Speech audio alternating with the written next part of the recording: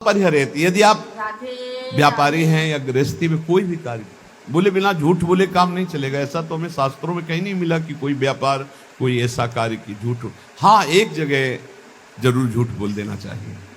यदि किसी के प्राण बच रहे हैं, सर्वस्व का नाश बच रहा है, जरूर झूठ बोल दो, उसके प्राण बचा लो। वो झूठ तुम्हें सत्य का लाभ प्रदान करेगा। अपने स्वार्थ के लिए झूठ मत बोलो। और कम से कम भजन करने वाले तो झूठ से थोड़ा बचने की को थोड़ा इसलिए कह रहे हैं कि पूरा हरिश्चंद्र बनना तो बहुत ही कठिन है, क्योंकि मोबाइल का समय है। अब झूठ ना बुलवावे तो इसकी महिमा क्या है? झूठ तो बुलवा ही देता है। बहुत झूठ पकड़ा जाता है झूठ। वो जहां मोबाइल तो आजकल तो हेलो ही बोलते हैं सब, बोले राधे राधे राधे राधे। कहाँ हो? बाजार में है इस समय, बगल से बगले के फ्लैट में है, बाजार में है इस समय तो नहीं मिल सकते। बाजार झूठ बुलवाता है मोबाइल, बहुत झूठ बुलवाता है। वृंदावन में है, अपने घर में, कहाँ हो? इस समय तो आगरे में, आज तो नहीं मिल सकते, फिर आगे बताएंगे आपको। अब क्या जाता है, झूठ बोल दिए। अरे भैया, बेमतलब झूठ बोल रहे हो। नहीं असत्य संपातक पुंजा। और बता दें, झूठा मुंह मत रखना। यदि निरंतर नाम जप करना, चरणामृत पीने से झूठा नहीं होता। भगवत प्रसाद का किनका लेने से झूठा नहीं माना जाता। शेष कुछ भी झूठा मत रखना। कल हमको एक डॉक्टर साहब शिक्षा दे गए हैं कि आप शराब मांस आदि के लिए तो निषेध करते ही हैं, तमाकू और पान मसाला का भी निषेध कीजिए, क्योंकि इससे कैंसर हो जाता है। तो इसमें और दोष है कि जैसे आप अब जब चिंतन हुआ तब समझ में, आप मुख में रखोगे तो मंत्र नहीं जप पाओगे। फिर खूब अच्छे से कुल्ला करके, जी भी करके, आचमन करके फिर मंत्र, ऐसा कौन करता है? तो मसाला तो और तमाकू सुपारी खाने वाला निरंतर नाम जप नहीं कर सकता। इसलिए प्रार्थना इस पर भी कल से हमें शिक्षा मिली। भगवान विविध रूपों में आके शिक्षा देते और कह रहे थे कि हम डॉक्टर हैं मुख के। सैकड़ों ऐसे लोग जिनके मुख के कैंसर हो गए हैं, जो तमाकू, गुलमंजन, पान मसाला, तो ये भजन में भी खतरनाक है भाई। सिद्ध पुरुष हो तो हम प्रणाम करते हैं भाई, लेकिन साधक हो तो पान मसाला, तमाकू, ये चीजें बंद कर दो। अभी तक तो हम यही शराब मांस इसके लिए बोलते थे। वो कल बता गए, बोले बड़ी बुरी स्थिति कैंसर के मुख में हो रही है इसी से। तो झूठ बोलना छोड़ दो। पान मसाला, तमाकू, ये सब इस भजन के लिए बहुत बाधक वस्तुएं हैं। कुर्यात प्रिय मयाचितः, कभी दूसरे का अप्रिय ना करे। अब यहां विचार करना है, दूसरा अपनी भावना से दुखी हो रहा है, वो बात अलग है। हम कोई ऐसा अप्रिय कार्य, अप्रिय वचन, अप्रिय चेष्टा ना करें। न च कामान सरंभान द्वेषाधर्म मुत्सृजेत, कभी काम से पीड़ित होकर धर्म का त्याग न करें। कभी क्रोध से पीड़ित होकर धर्म का त्याग न करें। काम से पीड़ित होकर कभी दूसरे शरीरों का जो धर्म विरुद्ध है उनका सहवास न करे। क्रोध से पीड़ित होकर कभी पूज्य जनों को मारे पीटे ना, गाली गलौज न करे, उनका अपमान न करे। और द्वेष से कभी धर्म का त्याग न करे। द्वेष पूर्वक किसी का अहित, किसी का मंगल ना करे, तो निरंतर नाम चलने लगेगा। आप अभ्यास करो। तमाकू मसाला ना खाए, झूठ न बोले, पराई माता बहनों की तरफ काम दृष्टि से न देखे, या पराये शरीरों से काम भावना धर्म विरुद्ध न करे। क्रोध में आकर पूज्य जनों का अपमान न कर दे, कड़ुए वचन न बोल दे। द्वेष में आकर किसी का अहित न करे। तो नाम जब अभ्यास से बहुत जल्दी निरंतरता पकड़ लेता है।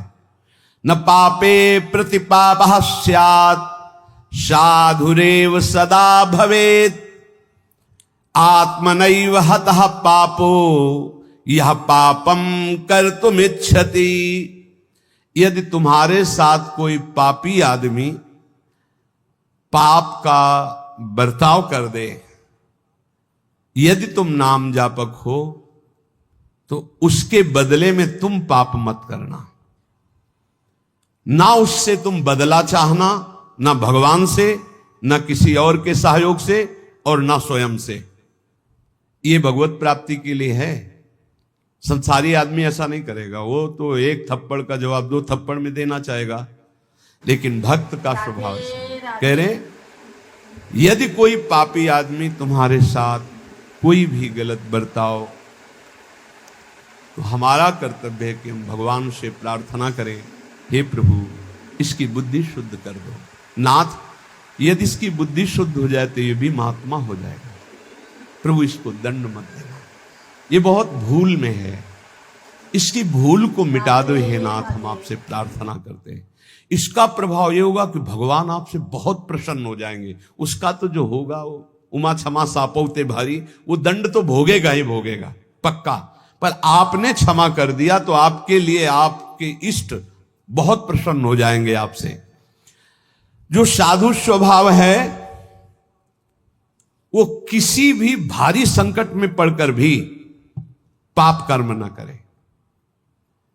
जैसे एक प्रसंग आता है संकट का, सदन जी का, सदन कसाई जी बड़े महाभागवत थे। ये भगवान श्री जगन्नाथ जी के दर्शन करने जा रहे थे।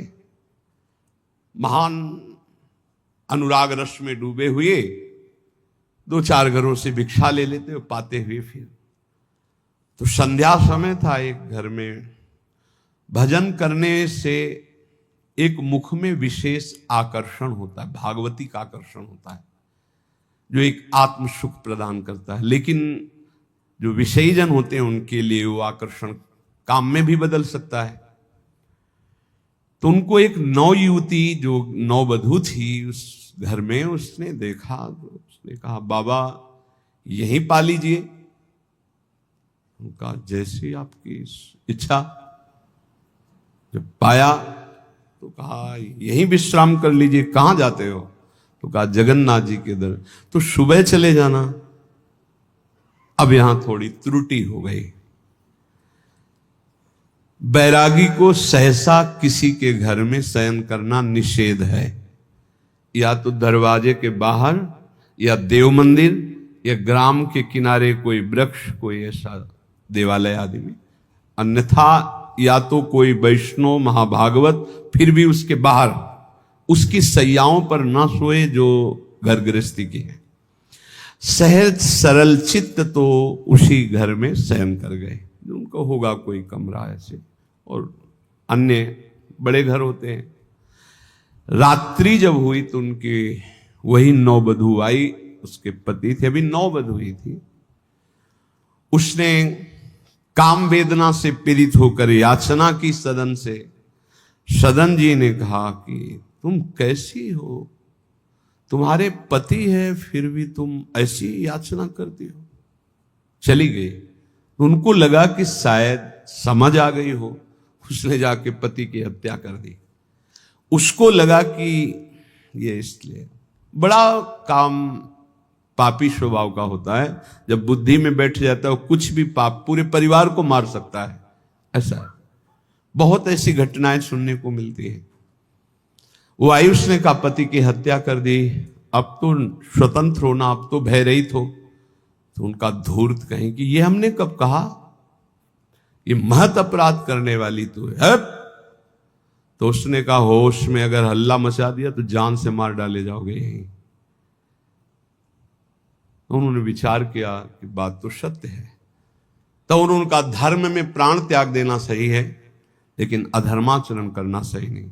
तो उनका देवी तो चाहे जो कुछ करना चाहे कर ले, पर मैं धर्म विरुद्ध आचरण नहीं करूंगा। उसने हल्ला मचा दिया। गांव के लोग एकत्रित हो गए। क्या ये साधु नहीं है, ढोंगी है, इसको हमने बड़े सम्मान से भोजन पवाया और अपने घर में वास दिया। ये रात्रि में कुछ धर्म विरुद्ध आचरण करना चाहा था, मेरे पति ने विरोध किया तो पति का गला काट दिया। अब मेरे साथ मनमानी करना चाहता था तो मैंने आवाज लगा दी, आप लोग मेरी रक्षा कीजिए। बंदी बना लिए गए, राज दरबार में पेश किए गए। राजा ने पूछा कि आप अपराध किया? एक बार उन्होंने कहा कि नहीं। तो उस स्त्री ने कहा, ये झूठा है, ये दम्भी है, पाखंडी है, साधु नहीं है, वो महापुरुष थे।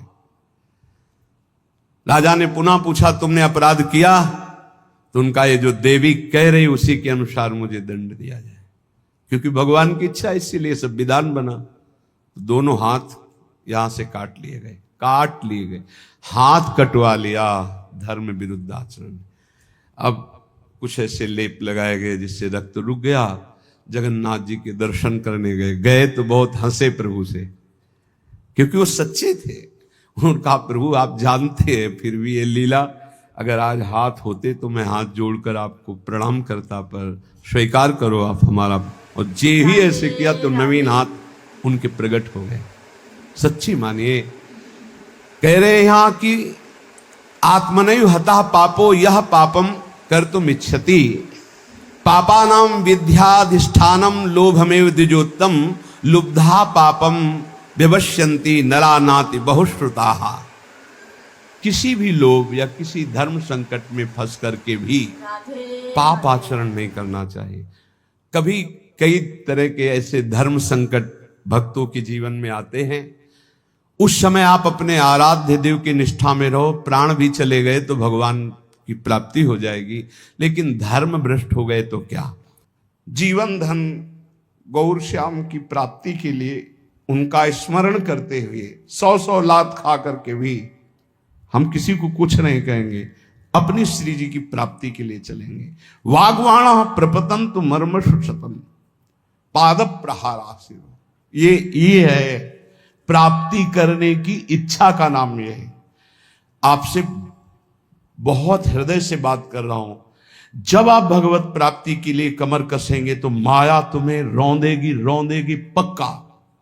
वो या तो इतनी अनुकूलता दे देगी कि आप प्रमाद में भूल जाओ, और या हर कदम में प्रतिकूलता दे देगी कि चलना मुश्किल हो जाएगा। अब क्या करूं? उस स्थिति में भी चाहे सर्वस्व नाश हो जाए, मैं श्री जी को नहीं छोड़ सकता। मैं भगवत प्राप्ति की किसी भी तरह से, अब इसमें गुंजाइश नहीं, मैं और साझा नहीं कर सकता। सिर्फ भगवत प्राप्ति, जीवन भगवत प्राप्ति के लिए हर कष्ट सहूंगा, पर श्री जी को नहीं छोड़ सकता। बस हो गया। वाग्वाणा प्रपतंतु मर्म सुसतम पाद प्रहारा सिरो, चाहे जितना कष्ट दो, 100 लात मारो, 100 गालियां दो, हम वृंदावन नहीं छोड़ेंगे, हम प्रियाजू की उपासना नहीं छोड़ेंगे। सब छूट जाए, सब नष्ट हो जाए, आप जानो आपका काम जाने, हम आपको नहीं छोड़ सकते। स्मारम मथापि जीवन धनम, तो क्या मिलता है? बोले वो स्मरण करता हुआ, बार बार स्मरण करता हुआ अपने जीवन धन गौर श्याम प्रिया प्रीतम, ऐसा मुदितो, ऐसा आनंदित रहता है कि उसको परवाह नहीं रहती कौन गाली दे रहा है, कौन मार रहा है। ऐसी उत्तम स्थिति वत्स्यामि वृंदावने, मैं ऐसे वृंदावन में वास करूंगा, चाहे मुझे कोई मारे, चाहे गाली दे, चाहे अपमान करे। भुक्तम जन्मनि जन्मनि प्रियवधू चंदनाद्यम त्वया, अहंकारस्तु न शांते वसुयसो वौहर्जितम नाद्य तत्। बहुत सुंदर बात कह रहे हैं। अभ्यस्तात समस्त शास्त्र विततिर्मोहस्तु नास्तम गतस्, तन्निर्विद्य समस्ततो भज महानंदाय वृंदावनम। जन्म जन्म में हमने बहुत भोग भोगे, काम भोग भी भोगा है, नववधू, माला चंदन, नाना प्रकार की सुख सामग्री, बहुत अहंकार था, बड़े बड़े पदों में गया, कुछ नहीं, आज फिर वैसे का वैसा हूं। भाई मेरी प्रार्थना मान लो, ऐसे आप भी हो, कभी आप भी देवता बने होगे, स्वर्ग के भोग भोगे होगे, कभी नरक गए होगे, कभी नाना प्रकार की और योनियों में गए होगे, सब भोगा, सब कर लिया, भगवत प्राप्ति नहीं की एक बार भी। अब हिम्मत कर लो, बहुत शास्त्र पढ़ लिए, ज्यादा पढ़ने की जरूरत नहीं। कह रहे हैं अभ्यस्तात समस्त शास्त्र विततिर मोहस्तु, मोह ही होगा, अज्ञान ही बढ़ेगा क्या? अष्टांग योग में चलें कि ये सिद्धि प्राप्त करें, कि इस मार्ग में चले, कि इस मार्ग में चले। बहुत शास्त्रों का ज्ञान होना दुर्भाग्य ही है। कोई कह सकता है ऐसा कैसे कह सकते हो? क्योंकि वो निर्णय ही नहीं कर पाता मैं किधर चलूं। हजारों मार्गों का ज्ञान है, एक कदम नहीं चला किसी मार्ग में तो दुर्भाग्य नहीं और क्या है। निर्णय निकला, पूरा जीवन हो गया, हर किलोमीटर का ज्ञान है हर रास्ते के, लेकिन चले एक कदम नहीं कि उस किलोमीटर के बाद फिर क्या है। अब गए ही नहीं तो अनुभव ही नहीं है। ऐसा शास्त्र ज्ञान किस काम। आपको भारत के हर मार्ग का ज्ञान है किलोमीटरों का, लेकिन आपने यात्रा किसी भी पावन तीर्थ की नहीं की तो बैठे बैठे इस ज्ञान से क्या आप परम पवित्र हो जाएंगे क्या? आपने कभी अवगाहन नहीं किया किसी तीर्थ का, किसी धर्म क्षेत्र का, किसी पुरियों का, धामों का, और आपको सब ज्ञान है। वो ज्ञान किस काम का? हलवा की पूरी प्रक्रिया बनाने के आप एक सांस में बता जाओगे, लेकिन कभी बना के पाया? बोले नहीं, तो फिर मतलब क्या रहा? ये शास्त्र ज्ञान तभी सार्थक है जब भगवत साक्षात्कार करो। तो श्रीपाद कह रहे हैं अहंकारस्तु न शांत, ये अहंकार तुम्हारा शांत नहीं होगा। अभ्यस्ता च समस्त शास्त्र विततिर मोहस्तु नास्तम गत, मोह तुम्हारा नहीं जाएगा चाहे जितने शास्त्र पढ़ लो। तो बोले क्या करें, आप उपाय बताओ। तो बोले हम उपाय आपको बता रहे हैं। महा आनंदाय वृंदावनम भज, भज माने होता सेवा, सेवन कर वृंदावन का, वृंदावन का आश्रय ले, वृंदावन धाम आ जा, रसिकों का संग कर, प्रियालाल के अनन्य हो जा, ज्यादा जानने की जरूरत नहीं। सबसे बड़ा ज्ञान सतवस्तु श्यामा श्याम, वैराग्य इनके सिवा सबसे, प्रीति इनके नाम रूप लीला धाम से, गति इनके चरणारविंद की सेवा, बस इतना ही ज्ञान चाहिए। इतना ही सार ज्ञान है। ये बुद्धि को दौड़ा दौड़ा के थका करके बस प्रभु के चरणों में बैठाल देना है, यही साधना है। श्रीपाद कह रहे कि अब मेरे हृदय में एक बात बैठ गई कि वृंदावन का आश्रय लेकर प्रिया प्रीतम की आराधना करो, इसी में परम विश्राम है।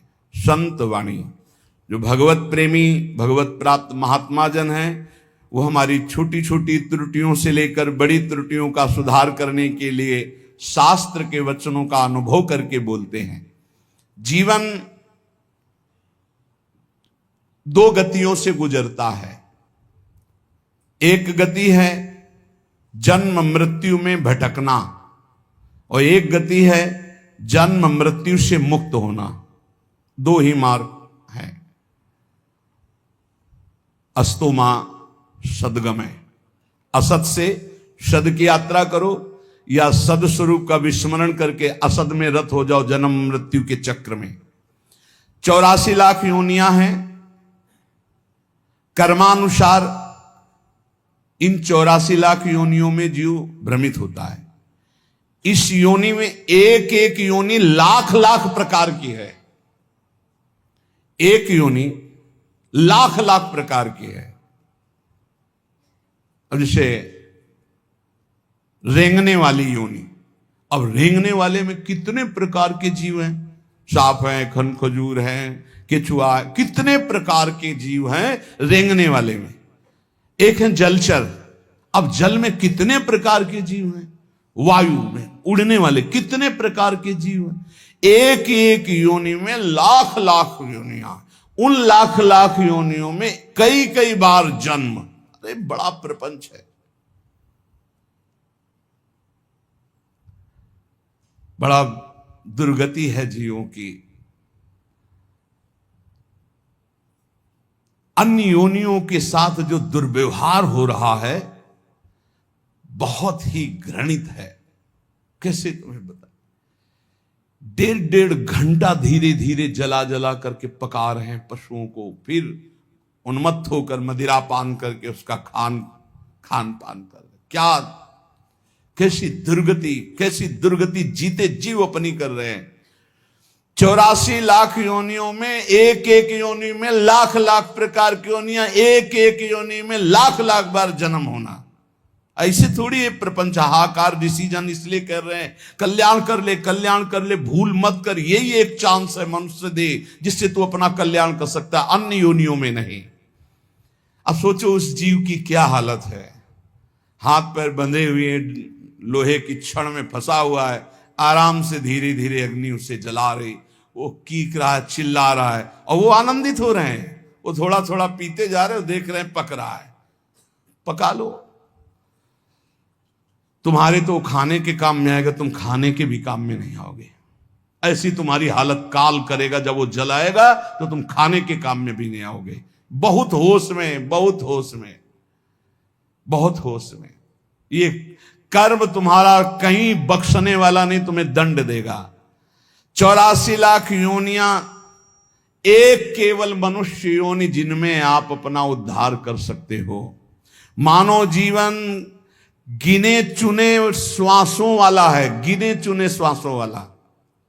इतनी श्वासें आपकी हैं, बस प्रतिपल माइनस होता चला जा रहा है, खत्म होती चली जा रही।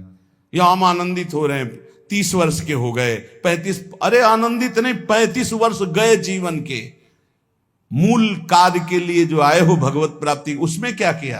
बोले कुछ नहीं, अभी तो खेलने खालने की उम्र है, मरने की उम्र कौन सी है? कभी भी तो मर सकते हो, तो अपना काम क्यों नहीं बना लेते?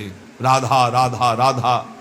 यही अवसर है जीव आवागमन के अनादि चक्र से अपना छुटकारा करके अपने स्वरूप में स्थित हो सकता है, भगवत प्राप्ति कर सकता है। जन्म मृत्यु का चक्र कब तक चलेगा, अकल्पनीय, कल्पना भी नहीं कर सकते। काल चक्र आपको घुमाता रहेगा। इसलिए मनुष्य जीवन में भगवत प्राप्ति का अवसर है। ये काम, क्रोध, लोभ और मोह, ये 4 प्रधान ऐसे हैं जो इस चक्र को चलाते रहते हैं। आवागमन, पुनरपि जननम पुनरपि मरणम पुनरपि जननी जठरे शयनम, ये चक्र चलाते रहते हैं। काम, क्रोध, लोभ, मोह, इन्हीं को नरक की गति कहा गया है। इनमें से किसी में भी एक में पैर पड़ जाए, काम में, क्रोध में, लोभ में, मोह में, फौरन चारों आज करके उसे घुमाने लगेंगे, बार बार जन्म, बार बार मरण। नरक की दारुण यंत्रणा हर योनि में उसको प्राप्त होगी। केवल मनुष्य योनि ऐसी जिससे अपने को बचा सकते हो। केवल मनुष्य ही सत्कर्म करने में स्वतंत्र है, नवीन कर्म करने में स्वतंत्र है। अन्य प्राणी तो पूर्व में जो संचित कर्म गोदाम लगा है उसी को भोगते रहते हैं। वो अशुभ कर्मों का नाश करते रहते हैं, भोग भोग करके। वो नवीन कर्मों का उपार्जन नहीं कर सकते। मनुष्य नवीन कर्म उपार्जन कर सकता है। मनुष्य कर्म करने में स्वतंत्र है। मनुष्य ही है जो अपने कर्म संस्कारों को भस्म कर सकता है, दूसरा कोई योनि नहीं। अब उसे सोचना है कि जो आपके गंदे कर्म जमा हैं उसमें और प्लस करना है या आग लगाना है पूरी गोदाम को। स्वतंत्र हो आप। काम, क्रोध, लोभ, मोह, ये जिनके जीवन में है, निश्चित समझो उनका जन्म मरण पक्का है। जन्म मरण पक्का है। इन चारों को मिटाने के लिए 4 ये पहलवान ताल ठोक के खड़े हैं। काम, क्रोध, लोभ, मोह ये शत्रु, तो सत्संग, परोपकार, वैराग्य और नाम जप, ये 4 ऐसे हैं कि इन चारों को चटनी बना देंगे। रोज सत्संग सुनो, अपने भोजन में से चाहे 1 रोटी निकालो, रोज दूसरों के उदर में जाने वाला विधान करो, परोपकार की भावना और वैराग्य। जननी जनक बंधु सुत दारा, तन धन धाम सुहृद परिवारा, सबकी ममता ताग बटोरी, मम पद मन बांध बरडोरी।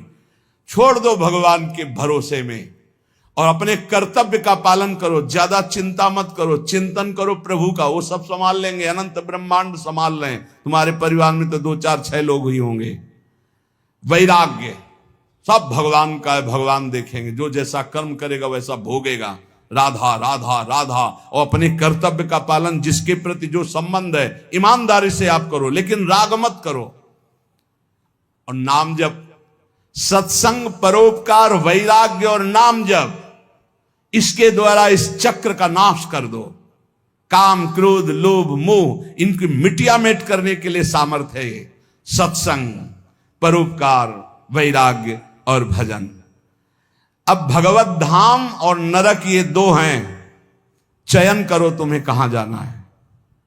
अगर काम, क्रोध, लोभ, मोह तो त्रिविधम नरकस्येदम द्वारम नाशनमात्मनः कामा क्रोधा तथा लोभा। और यदि सत्संग, परोपकार, वैराग्य, भजन, तो भगवत धाम। ये दो गतियां हैं। उपासक देख लो, अगर भगवत धाम जाना है तो इन चार बातों को छोड़ना होगा। काम, क्रोध, लोभ, मोह, चार बातों को पकड़ना होगा। रोज सत्संग, रोज परोपकार, और सबसे अंदर से वैराग्य और खूब नाम जप। इसी के द्वारा भगवत प्राप्ति होती है। तीर्थपाद भगवान श्री हरि के जो गुणानुवाद लीला कथा है, ऐसा नशा चढ़ जाना चाहिए कि कभी तृप्ति नहीं होनी चाहिए। कस्त्रप्यनुयात तीर्थ पदोभिधानात् सत्रेषु वासुरभिरीड्यमानात् यह कर्णनाडं पुरुषस्य यातो भवप्रदां गेहरतिं छिनत्ति। जो भगवान की चर्चा को कानों से सुनता रहता है तो उसके हृदय का मोह मल नाश हो जाता है, वो वैरागी हो जाता है। वैरागी का केवल भेष से मतलब नहीं, अंदर से है। जैसे चक्रवर्ती सम्राट अम्बरीश जी वैरागी हैं। चक्रवर्ती सम्राट अवध का पूरा शासन कर रहे हैं भरत जी, लेकिन परम वैरागी। जो अनुरागी है वही परम वैरागी है, जो परम वैरागी वही अनुरागी है। जो भगवत चर्चा सुनता रहता है रोज, तो सर्वसंगोपहो हिमाम सत्संगहा सर्वसंगोपहो हिमाम। सत्संग आपको सब संगों से अलग करके भगवत अनुरागी बना ही देगा। कौन ऐसा है जो प्रभु की चर्चा सुनते सुनते अघा जाए? नारद आदि महात्मागण, बड़े बड़े साधुजन जिनका सदैव यश गान करते रहते हैं, अहोभाग्य है उन मनुष्य शरीरधारियों का जो अपने कर्ण रंध्रों से भगवत चर्चा सुनते रहते। उनका संसार चक्र में डालने वाला ये विकार, घर गृहस्थी की आसक्ति, ये उसे अब अगला जन्म नहीं करने देगी। घर गृहस्थी की आसक्ति, ये काम, क्रोध, लोभ, मोह आदि, उसको अगला जन्म नहीं दे सकते जिनके कानों में रोज भगवत चर्चा पड़ती है और वो भगवत चर्चा सुनते हुए कभी अघाते नहीं। शास्त्रदधानश्च विवर्धमाना विरक्ति मन्यत्र करोति पुंसः हरे पदानुस्मृतिर्निवृत्तस्य समस्त दुःखात्यमा सुधत्ते। जब कथा सुनते सुनते कथा में स्वाद आने लगे, एक एक शब्द बहुत गंभीर आनंददायक लगने लगे, तब समझ लेना चाहिए कि अब हमारे कल्याण का अवसर आ गया। भगवान की बातें बहुत प्रिय लगने लगे, भगवत चर्चा एक आनंद देने लगे। समस्त विषयों से वैराग्य उसी का होता है जो रोज सत्संग सुनता है। पर सत्संग सुनना, समझ लीजिए, कल श्रोता का वर्णन हुआ था, चातक की तरह सुनना। हमारा जीवन है सत्संग, उसका मनन करना, उसको आचरण में उतरना, कि सुने बस चले गए। इतना समय तो सार्थक हुआ, पर मनन नहीं करोगे तो सत्संग का हृदय रूपी अंधकार नाश करने का जो प्रभाव है वो मनन से होता। मनन नहीं तो फिर नहीं बन पाएगा। सुन लिया, दूसरों को सुना दोगे, काम नहीं बनेगा। भगवत चरणारविंद के निरंतर चिंतन की सामर्थ्य सत्संग से प्राप्त होती है। समस्त दुखों का नाश भगवत चिंतन से होता है। भगवत चिंतन की प्राप्ति सत्संग से होती है। इसलिए तान चोच्य सोच्यान विदोनु सोचे हरे कथायाम विमुखा नघेन क्षिणोति देवो निमिषस्तु येषा मायुर्वृथावाद गति स्मृति नाम। मुझे तो सबसे ज्यादा वो सोचनियों में भी सोचनीय अज्ञानी पुरुष लगते हैं जो कभी सत्संग सुनने नहीं आते। पिछले पूर्व पापों के कारण उनको भगवान की कथा में सुनने में बिल्कुल रुचि नहीं है, और अगर कभी कोई उनका मित्र आदि ले भी आवे तो वो सुनना नहीं चाहते। तुम आओ, सुन के हम बाहर खड़े हैं। वो इतनी दूर खड़े हो जाएंगे कि कान में शब्द ना पड़े, और अगर कभी सत्संगियों को देखेंगे भी तो उनके दोष दर्शन करेंगे। इनका क्या सुधार हुआ सत्संग से, ये वो ऐसा। हाय हाय, बड़े शोचनीय है कि मानव देह प्राप्त करके उनको सत्संग नहीं मिला। काल भगवान ऐसी अमूल्य श्वासों को व्यर्थ में नष्ट करवा रहे हैं।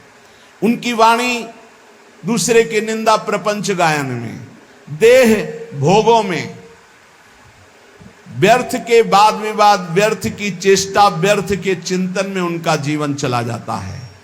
इसलिए राधे राधे। इस लोक में राधे राधे। तो आपको ये वीडियो पसंद आया तो please like share comment subscribe कीजिएगा। धन्यवाद। राधे राधे।